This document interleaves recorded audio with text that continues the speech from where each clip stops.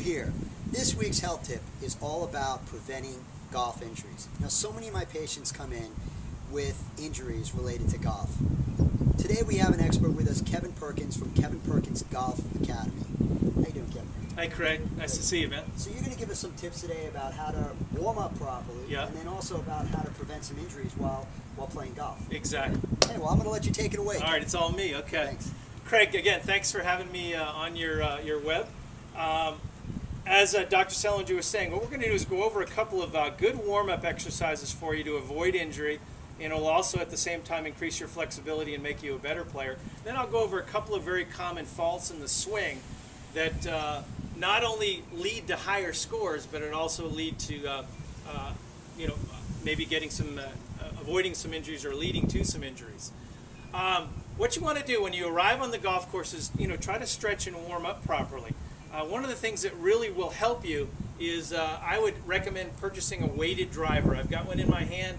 This is by a company called Momentous, called the Power Hitter. What I like to do is I like to pull that out of my bag just before my round of golf or my practice sessions, and then just gently move it a little bit, get a few little easy swings moving, and then gradually move into some longer swings. And the heavy weight will not only allow you to feel the swinging action of the club, but will put a little stress and strain on the muscles and then help you loosen up. And that's what I like to do, just a nice warm up here with a heavy weighted driver.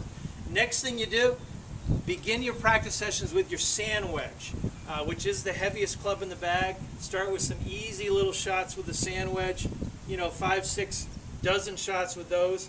Then I'd recommend probably moving up to the 9-iron, then the 7-iron, then the 5-iron, and moving through your bag that way, finishing up with the wooden driver, the woodsman driver, and then back probably a few little shots with the sand wedge. Again, how I would start again is just short little shots with the sand wedge, just nice easy swings, and then gradually begin to build up.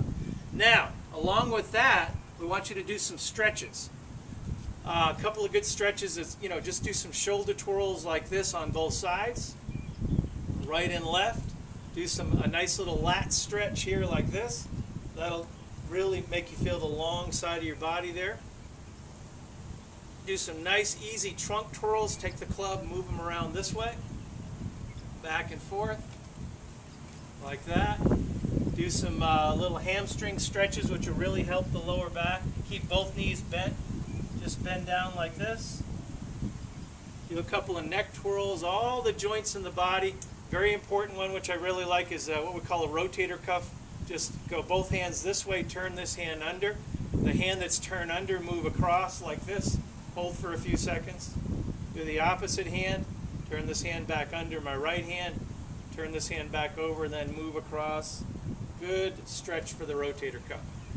So overall, what you want to do is start with a weighted driver. Do those few stretches so you feel like you're not going to pull or injure anything while you're warming up or prior to your round of golf. Now, as far as a couple of the swing thoughts or common swing faults that lead to injury, Craig, I would say probably the most common is what we call the reverse pivot, which occurs when the upper body, the hands, wrists, arms, and shoulders are trying to move back into the backswing, and then the lower body or the weight transfer goes the other way. You can see I'm going to go from this rear end shot here. As I move back and I'm going this way, you can see the amazing amount of torque and stress that places on your lower back. So be careful not to do that reverse pivot. A couple of ways to avoid it. At address, go ahead and set 60% of your weight on your right side, 40% on your left. As you take the club back, the arms go back across your body and extend out, and the shoulders turn in this fashion here. The shoulders turn this way, with the left shoulder traveling somewhere around my right leg over to the left leg, and then over to the inside part of my right leg, with my weight now about 90-95% on my right side, as opposed to over tilting, turning, and then having the weight too much on your right side. So do that to avoid the reverse pivot. Last thing we'll talk about before we go is a very common injury in the wrist, the left wrist or right wrist, caused by the overworking of the hands. As you come into the ball, it'll kind of look like this. Here's the swing fault here. And you can see the breakdown of the hands. Too much pressure on the elbow, too much pressure on the left wrist, and certainly a lot of pressure on the right wrist. Here's how you correct that. As you take the club back, you want to feel the left arm push the club back.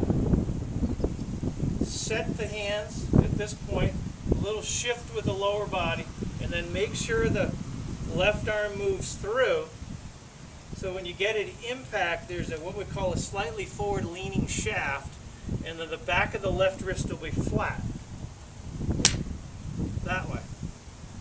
So now the left wrist and right wrist are supported properly by the forward rotary action of the lower body, the movement of the chest and shoulders, and most importantly, the nice amount of movement in the left arm as the left arm carries the club and wrist into the striking position. Let me do that one more time. And that should help. So do your stretching.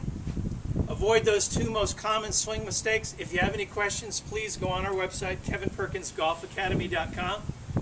From Palm Beach National Golf Club, I'm PGA Master Professional Kevin Perkins.